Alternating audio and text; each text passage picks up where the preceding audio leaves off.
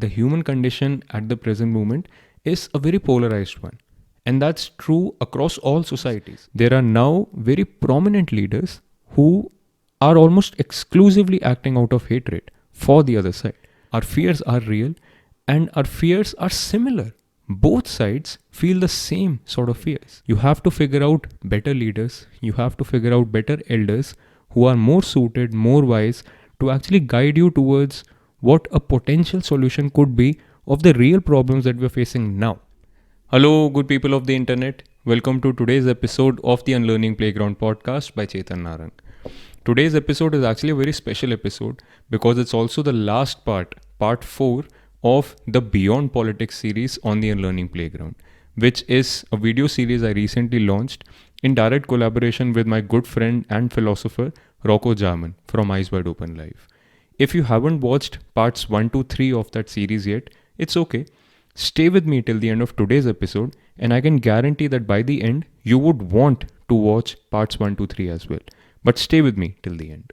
Now, regular listeners of my channel would know that I do not really talk about politics on the Unlearning Playground, the podcast and even the YouTube channel. Politics is not my game, politics is not my forte, politics is not my specialty. Having said that, Beyond Politics is beyond politics.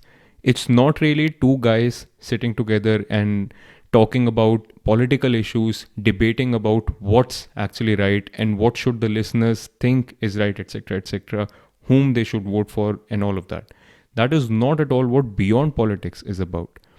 If I really try to put into words, I would say that the entire idea behind the Beyond Politics series was to come up with some sort of a framework, some sort of a skeleton of sorts that can help guide our listeners towards how to think about solving real issues in the real world. Because what we can see, what Rocco and I can very clearly see right now, is that the human condition at the present moment is a very polarized one. And that's true across all societies. It's not just the US, it's not just the India, it's not just the Middle East, it's not just Israel, Palestine. Human beings, as of now, are extremely polarized. And this is the situation across all democracies, across all societies. And therefore, we can see that if there's any way to actually get people to collaborate and cooperate about real issues that are facing real human beings, we would have to firstly understand our polarization. We would have to firstly understand the situation that we're in right now. And then perhaps, to use my lingo, unlearn our attachments to our polarizations, our favorite polarizations, and then go beyond and in one manner of speaking, stretch ourselves towards the future that we really want for ourselves and for our loved ones. And along those lines, part 1 of the Beyond Politics series was actually about why we are doing this at all, why we think this is required, why we think a change is almost long overdue in the way we are playing the political game right now. The second part then was about how. How did we get so polarized at all? How did we arrive at the current situation we are in? How did our society and we as human beings get so polarized? And part 3, which was, I feel, the meat of the content, was about what we can do to actually game change politics, what we can do to go beyond politics, to actually fix our future going forward, what we can do as individuals and what we need to do as a society. I think it was a game-changing episode. And then part 4, which is today's episode, I wanted it to be my own episode. I wanted it to be where I would give out what I think could be the key takeaways everyone can have from those 3 videos. Now, in no manner of speaking will this be a substitute to actually watching those 3 videos, because I feel the level of conversation that Rocco had with me in those 3 videos was absolutely game changing. And I would really invite everyone to go check out those episodes. And actually, I would highly advise to check out those episodes multiple times because they are dense, intense episodes. Today's video will be with the big mic. So it's a free-flowing episode from my side. I have some bullet points about what I want to talk about, but it's almost going to be a free-flowing episode where I talk about why I did the Beyond Politics series with Rocco and what I think could be the key takeaways from it, and some things that I see happening all around me, which I think we really need to outgrow now. I'll just give an example. I'll start with that, in fact. This happened very recently in a WhatsApp group I've been a part of for years now. This is a WhatsApp group of my school friends. So I've been with these guys for, 15 years of my life. We were together. And ever since WhatsApp came about, we've always had this WhatsApp group. Now, sometimes that WhatsApp group becomes the seat of political discussions. I think that's usual. It's okay. What happened this particular day, very, very recently, was that there was some political tension happening in that WhatsApp group, and some guy was posting about things that were quite extreme in one sense. I'm not going to go into the details, but what happened was there is, the definition of left and right is sort of, what do I say? It's sort of fuzzy right now. But again, let me just say that everyone who sort of supports the minorities, sort of looks at the issues from the idea of Muslims are who need to be supported because they live in a Hindu majority nation, is on the left side of Indian politics right now. It's a very fuzzy logic. Honestly, I know there's a lot more to it, but just consider this for this particular topic that I'm talking about. So guys who are pro-Muslims are leftists, and guys who are pro-Hindus are the right-wingers right now. Very fuzzy, but stay with me. So one of the right-wingers actually shared a video where he was saying that Muslims are extremists, and he used very harsh language, quite honestly, which I do not want to share here. But what he was talking about was just the idea that it's scary for him to be around Muslims. It's scary for him, and he feels afraid of having Muslims around him. It was actually going in that direction. Now, one of the guys who's not really a left-winger, but he's almost an apolitical guy, he replies back saying, I do not care about this too much. I do not have too many strong opinions about it, and I just don't want to talk about it. One of the other right-wingers then shared an image of an ostrich with its head buried in the sand, and his caption underneath went something like, this is the image of an ostrich who's thinking that it's not being hunted because its head is under the sand.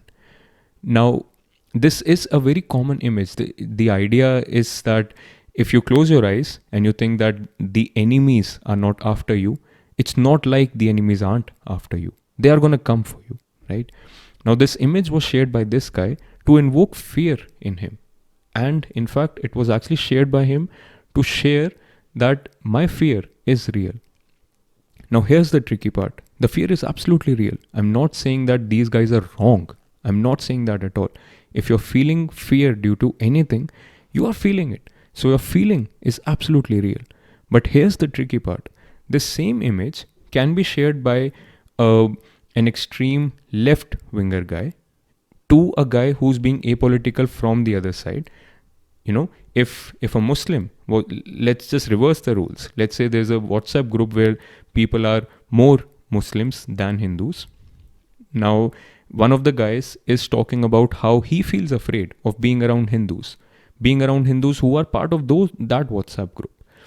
Now, if there's another guy who says, I'm apolitical, I don't think there's too much of an issue, I don't want to talk about too much of this, I have other things to do, etc.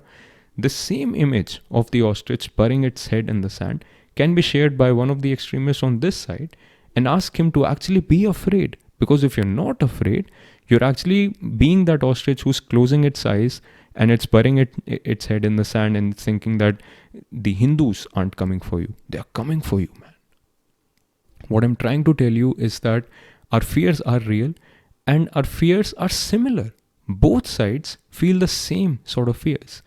And in fact, this is a trend that I've seen quite recently. This has been quite a dramatic realization for me because, again, using the fuzzy distinction of left and right, I think a good few number of years ago, it was almost exclusively the domain of the leftists to complain about how the right wing is oppressing them, how the right wing is suppressing the freedom of speech, how the right wing is not letting the minorities do what they want to do. They do not have the freedom to express themselves. They feel unsafe in the country, etc., etc. It was almost exclusively the domain of left wing politics. That is how the left wing political parties would garner votes.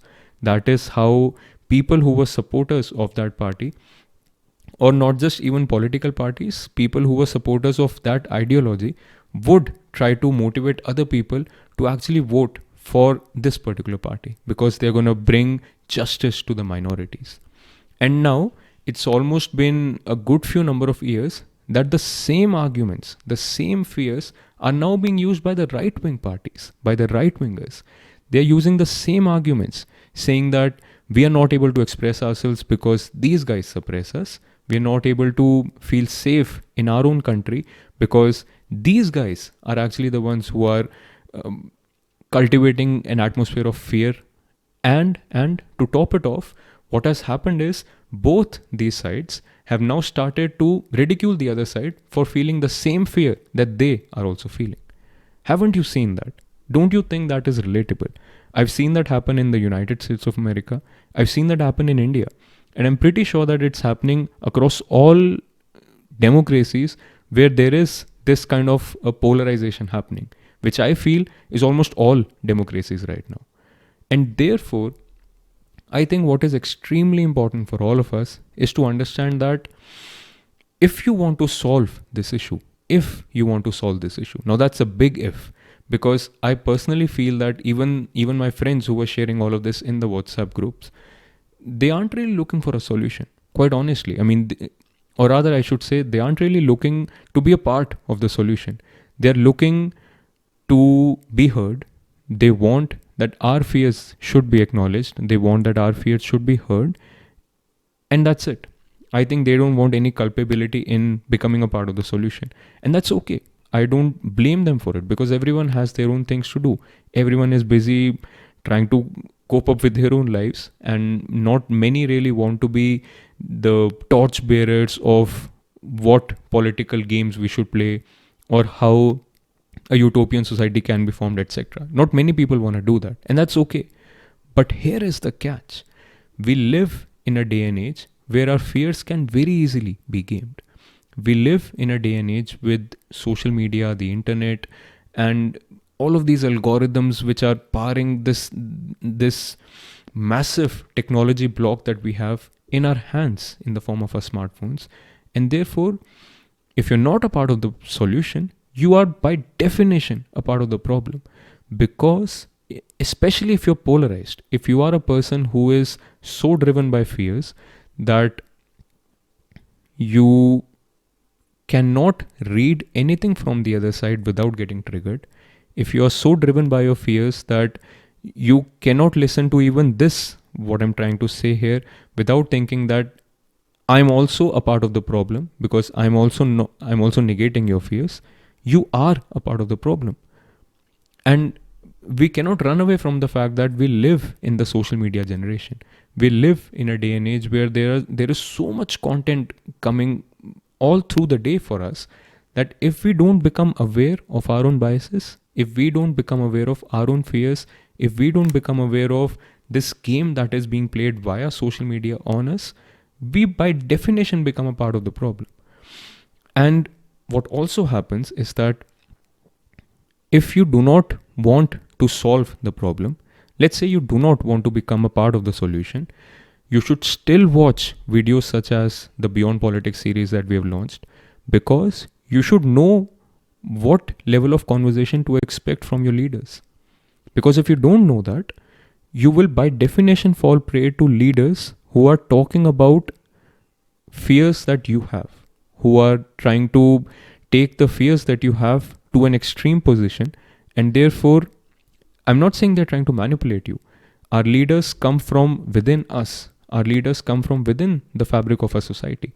And almost always, if the general public is not aware enough, the leaders that they tend to stand behind are the ones who are just an extreme expression of their own fears, of their own biases. And that's also happening in India. I can see that very easily. both across the left and the right, the fuzzy dimensions that I shared, both across both of these dimensions, there are now very prominent leaders who are almost exclusively acting out of hatred for the other side, or they're acting out of fear from the other side. And that is what is being used to actually garner votes from people. It's not exclusively manipulation, because these leaders are themselves manipulated by their fears. And that is important to realize. And therefore, even if you do not want to become a part of the solution explicitly, you have to still go through the process of becoming aware of what is happening within you, what is happening around you, to actually just try to discern what your leaders should be talking about. What kind of conversations should your leaders be having, so that you can actually stand behind them, so that they can actually guide our country and our world towards a better future. Now that is important, and that is why I feel the video series Beyond Politics is a game-changing series.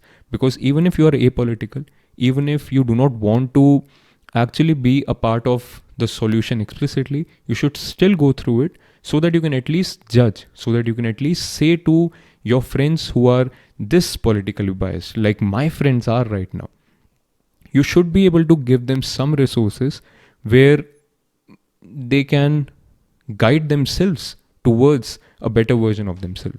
And I think that's important. And I think that is almost one of the key roles that a friend can have, to actually guide your friends towards something that they are uncomfortable seeing, but they need to see. They need to see. Now, this is where I want to take a little pause, have a little breather, and come back. And I'm back from the break. And I'm so glad I took that break, because I just remembered that there was one example that I wanted to give that would actually drive home the point that I was trying to make. It's good to take these pauses. I think this feels more real to me. So, what I wanted to describe was a thought experiment. Let's say you imagine a pyramid. Not really a pyramid, but just imagine a 3-dimensional cone in front of you. Now, someone who's looking at that cone from the top would see a circle, right? I hope you can see that. It's a 3-dimensional cone. It's a circle in the end. If you look at it from above, all you will see is the circle. And if someone is looking at it from the other side, from one of the sides, all that person would see is a triangle. Now, are both these people lying? Of course not. They're not lying. They actually see the circle. They actually see the triangle. But what is the truth? Both of them are saying the truth. And that is the paradox, isn't it? This is the paradox we're living in right now. And this is exactly what I was describing when I was telling you about those 2 WhatsApp groups. The Muslim guy saying he's fearful of the Hindu guy. The Hindu guy saying he's fearful of the Muslim guy. Both of them aren't lying. Both of them are saying the truth at the same time. Both of their feelings are real. How do you solve this paradox? I think one of the first things you can do to actually solve this paradox is to look at the objective reality, is to look at what is the higher truth about what is happening here. The higher truth is not in the sense of trying to demean the individual truths that these people have. The higher truth is in the sense that it encapsulates both of these truths and is still true. So in this cone example, the higher truth is the fact that both of these people are looking at the shadow, are looking at one projection of a cone.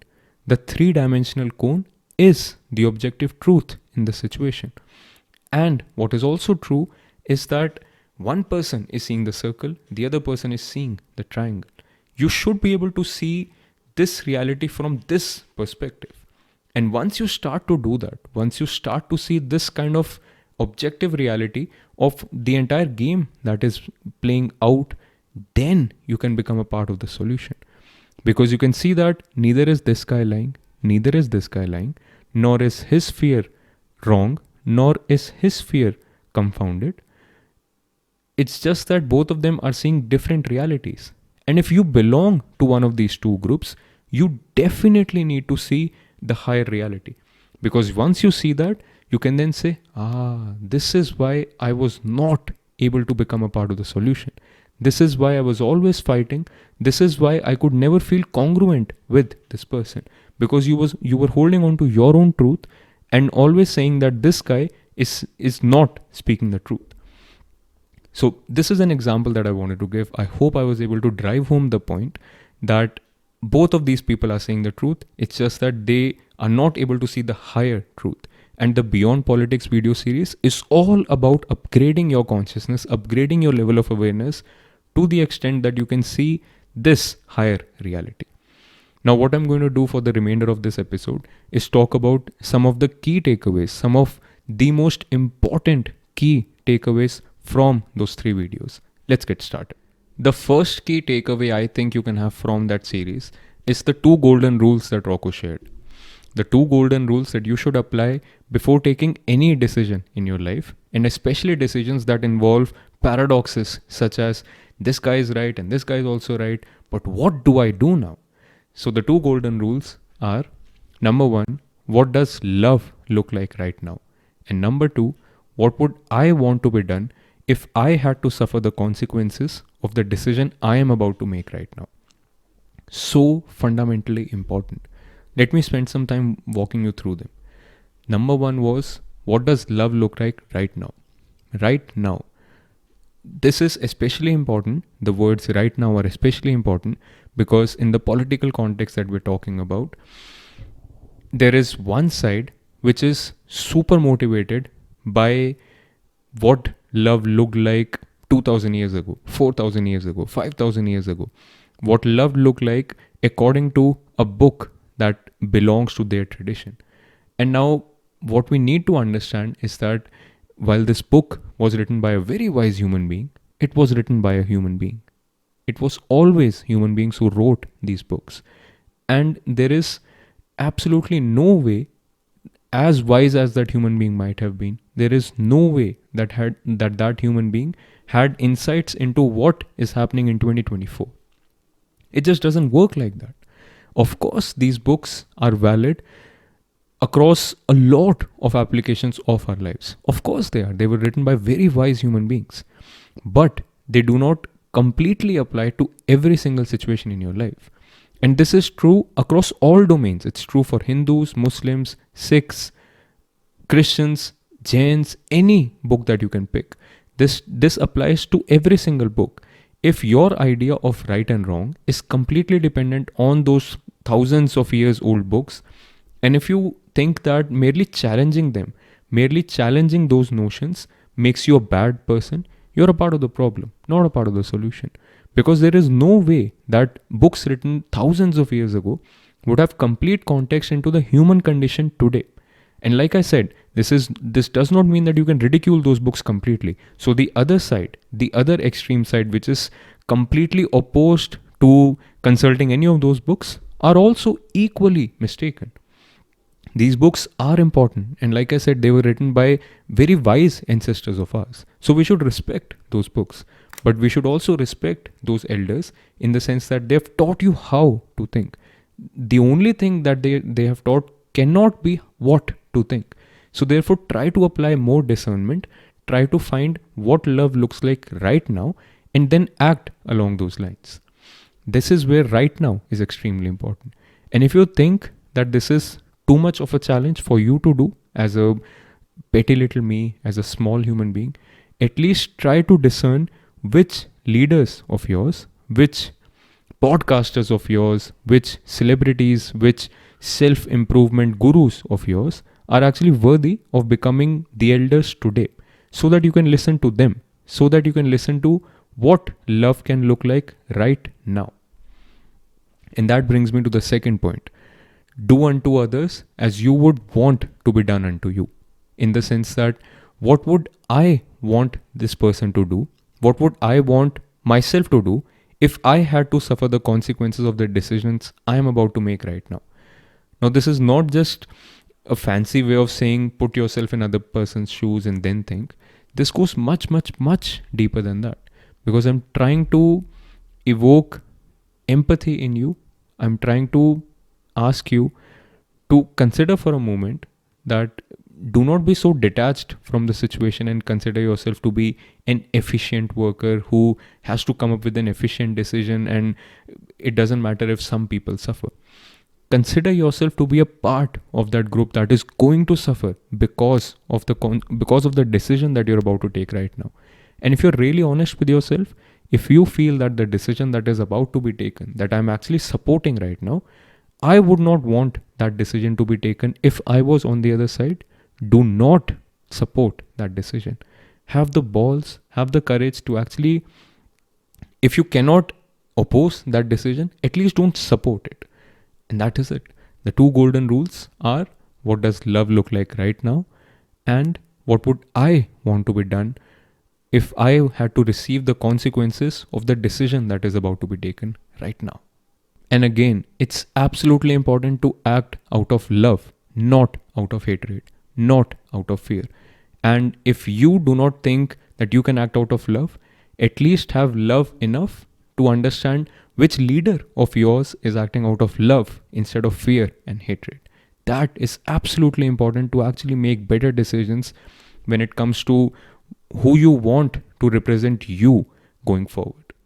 The next key takeaway I think everyone can have from the series is a set of 2 questions that Rocco shared in that series, where he invited us to consider, before taking any action out of something that is triggering you, out of something that is inciting action out of you, ask yourself these 2 questions. And those 2 questions are: how can I help? And is my help helping? So good, so profound, isn't it? Quite often, see, like I've talked about in the beginning of this video too, we live in the social media culture. We live in an environment where quite a number of people feel that as long as they are sharing posts in their Instagram stories, they do not have the culpability to actually be a part of the solution. Now, I think that is a limited way of going about it. But even if that is the part that you think you're playing, that you have to share posts on your Instagram stories, your WhatsApp stories, etc., at least ask yourself, how can I help in this situation? And if you think that you can help by sharing some stories, always consider, is your help really helping solve the problem? Because quite often, a lot of Instagram posts being shared by people who are themselves polarized are full of polarization, are full of hatred, either towards the other side or full of hatred towards anyone who is ridiculing their side, etc. And therefore, I'm not going to guide you towards what to do, but this is an invitation to understand how you can act better. So consider asking these 2 questions. How can I help? And is my help helping?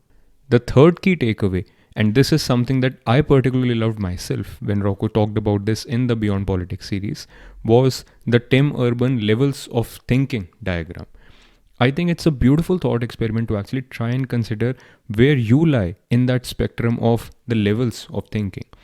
Just as a reminder for everyone, Tim Urban tells that the real argument is not really left versus right, but it's rather different levels of thinking between the left and the right. And the different levels of thinking that he talks about are the scientist, the sports fan, the attorney, and the zealot. I'll repeat it once more. The scientist, the sports fan, the attorney, and the zealot. Now, the scientist and the sports fan, the top 2 levels, want to get it right. They want the truth to prevail. The bottom 2 levels, the attorney and the zealot, want to be right.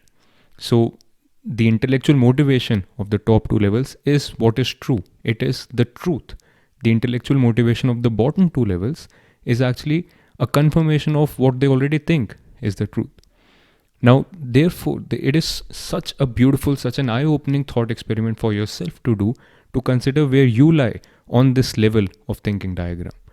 Now, one pointer that I can give you is, if you already have a team that you want to be proven right or you want to be proven wrong, no matter what situation there is, you do not belong on the top 2 levels. And like we have talked about a gazillion times on this video already, if you're not in the top 2 levels, you are by default a part of the problem and not a part of the solution. And that brings me to perhaps the most important takeaway I want you to have from the entire series. And that is the idea of why we are so polarized right now. How did we land at the current situation? Now, one way of understanding the reasons for our polarization is very easily the cone example that I gave initially. It is the idea that even though we are looking at the same things, we are seeing different things. And everyone who's holding their own sight, whatever picture they are seeing as the only truth, is a polarized person. In the cone example that I gave, it's very easy to visualize that a person who's looking at the cone from the top will see a circle. A person who's looking at it from the side will see a triangle. Now, unless both of these people try to see that what they have is a version of the truth, but the higher truth is this entire game that is being played. The higher truth is that there is a cone in the middle, and both of them are holding on to their own versions of what they see that cone really is. Unless people see that, you will always remain polarized. And the ability to see this paradox of both these things being true at the same time, but rather not really being the highest truth there could be, is actually a determinant factor of how conscious a person is, where you would lie in the consciousness pyramid that Rocco shared in episode 2 of the Beyond Politics series. Now, the idea behind that consciousness pyramid is that if you were to divide the entire human population into a pyramid and try to associate the level of consciousness of that person at a particular level, you would see that consciousness would peak at the top, and the number of people would peak at the bottom. So the lower rung of the consciousness pyramid would be full of people who are higher in number, of course, but the amount of consciousness per person is quite low. And so this is the y-axis of the pyramid. The x-axis of the pyramid is actually a determinant of how polarized you are. So the more extreme you lie towards the right or the left of the pyramid, the more polarized you are. Now, I think it is again a very beautiful and a very eye-opening thought experiment to try and consider where you lie in the entire consciousness pyramid of the present human condition. And I can give you some pointers for that too. If you want to judge where you lie on the x-axis, how polarized you are, your social media feeds are a good mirror. You can go ahead and check your social media feeds, and if almost all posts that you see are either supportive of the side that you support or ridiculing the side that you hate, you are a polarized person. That is the mirror right in front of you. And also, even if you do not want to consider social media feeds, just generally, how triggered you are by something that supports the other side. How triggerable you are by something that points out some flaw in your thinking, in your side's thinking. All of these are indicators of how polarized you are. And if you want to judge where you lie on the y-axis, it's mostly a sense of what is your true purpose, what is your true motivation. If your authentic sense of calling, your authentic sense of purpose is driven by a genuine concern for others, is driven by a genuine care of a better future for not just yourself, but everyone around you, your society, your nation, all humans, etc., you are at the top rung of the pyramid. I would also say that gratitude, forgiveness, compassion, mindfulness, all of these are good indicators of the top levels of the pyramid, especially if all of these are practiced with discernment. And the more you are driven by fear or shame, the more you are driven by a victim story, the more you are driven by religious or political fanaticism, all of these things are indicators of lower levels of the consciousness pyramid. Now, I personally feel that this is one of the best ways to actually try to understand why we are polarized the way we are, and also where we lie on the entire polarization spectrum that is playing out in the entire human condition right now. Because again, if you lie towards the extreme ends of any rung on this consciousness ladder, you are a part of the problem. And if you lie in the lower rungs of the consciousness pyramid, again, you're part of the problem. Because by definition, you're harboring the parasite that we want to control, to actually steer our humanity towards the direction which would be almost akin to a utopian future. And who doesn't want that? And now, see, this is where we get to the heart of what the Beyond Politics series was all about. If you do not understand the current human paradigm like this, what you will do is keep fighting the fight that is in your hearts.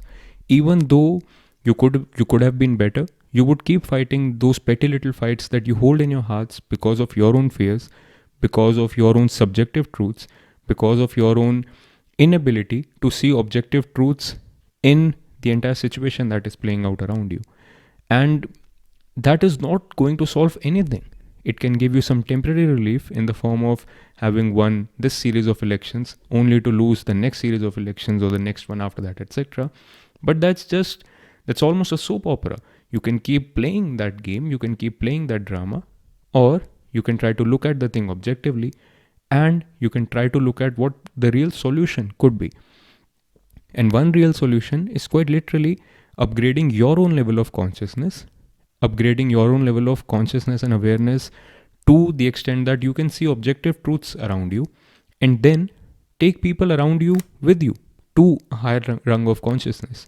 And those people are going to be by definition people on the other side too. And you have to consider that everyone has the ability to actually upgrade their level of consciousness.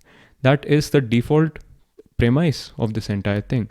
And if we start to do that, we can at least try to imagine that there can be a future where we won't be fighting these petty little fights of left versus right, BJP versus Congress, AAP versus BJP and Congress, etc., etc. Or the left versus right that is playing out almost throughout the globe right now. These petty little fights are not going to solve the actual problems that we need to solve. Something that Rocco talked about very initially in the Beyond Politics series was that world hunger, economic inequality, host of other climate change, etc. The real problems that humanity is facing right now, it's not like we do not have the technology to solve them. We do have enough technology right now to actually solve these kinds of problems. But what we do not have is the political will. We do not have the political motivation to actually go ahead and solve these problems because we are so engrossed in our own small problems. And until we as individuals, as people who are participants of the democracy, actually upgrade our level of consciousness to the extent that we can see what is actually happening around us, and we can stop getting so polarized, so driven by our fears and our shames. Unless we do all of these things, we will always have people who are, because they are so driven by their fears, they will keep gaming your fears to actually just garner votes and keep playing in the soap opera that suits their small paradigms that they're living in. And so we have to understand that we cannot use politics to solve politics. It's like if you have a rubber band and there's tension above and tension below, you cannot keep pulling up or down because both of them are only going to increase the tension. The only solution is to pick the middle ground and steer forward. That's it. And not yanking it forward, but steering it forward slowly. The methodology that you can use is something that we use in software development, which we call Agile.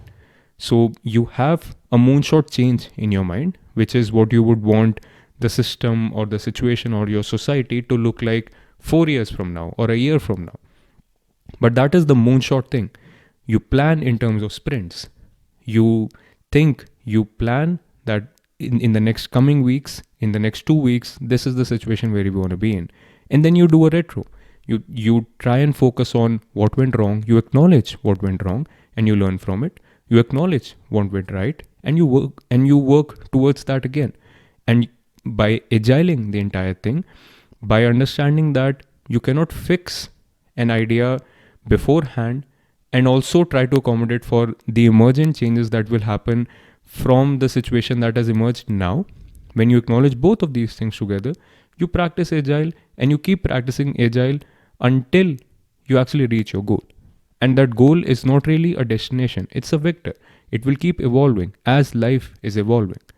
You do not want to commit the same mistakes that we talked about very initially in our video, where we said that if you're looking backward to books that were written 2000 years ago to actually give you solutions to problems that have emerged only now, you're by definition limiting yourself. And therefore you have to agile this thing.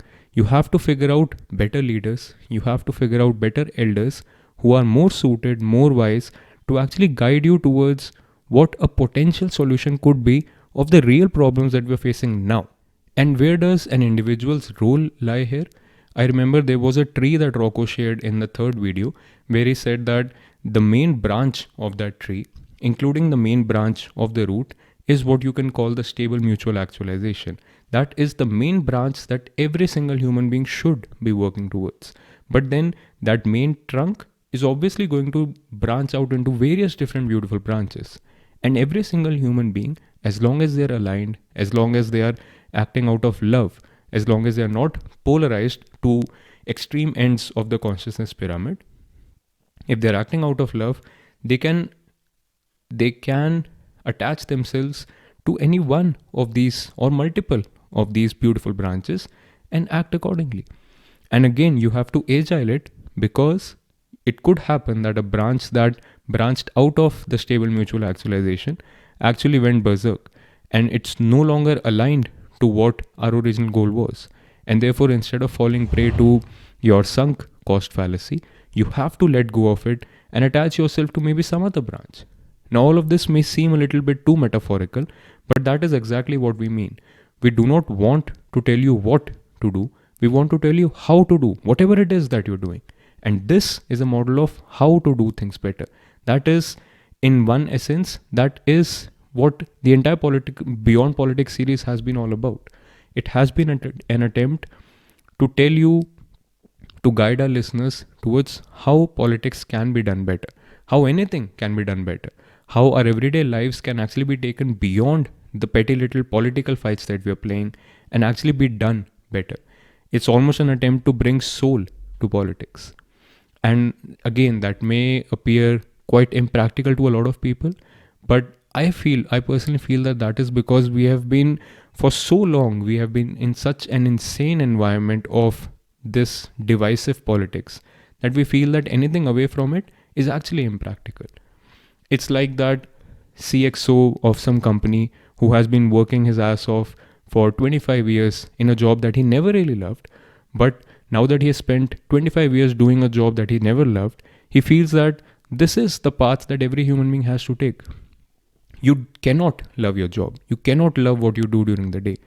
That is an extreme position, but it happens to so many of us. And the entire invitation of the Beyond Politics series is that you can still make choices to actually steer ourselves towards a future that we really want, towards a utopian future that we want for ourselves, for our loved ones, and for the ones who haven't arrived yet. And that's it. That is where I'll bid you goodbye. I hope this left you with something to think about. One more invitation that Rocco wanted me to leave you with is for you to come in and join this conversation. Join this conversation at this level. Do not come in with your hundreds of reasons as to why this cannot happen. I mean, honestly, Rocco and I can sit together and come up with thousands of reasons why this cannot happen. More than you can imagine. But the key is choice. The key is consciously choosing to upgrade ourselves. The key is consciously choosing to upgrade people around us so that we can come up with solutions to steer ourselves away from the mess that we have helped create. And this especially applies to people who are called out to be a part of the solution. If you feel you are one such person, reach out to us. All the means to reach out to us are actually available down below in the description of this episode. Make sure you do that. If you want to check out more of Rocco's work, I think his Substack is one place where his work is manifesting beautifully right now. eyeswideopenlife.substack.com. Make sure you check it out. Make sure you subscribe to the Unlearning Playground if you haven't already. Make sure you also check out the YouTube channel if you're listening to all of this on a podcast platform. And I'll see you in the playground soon again. Until next time, peace out.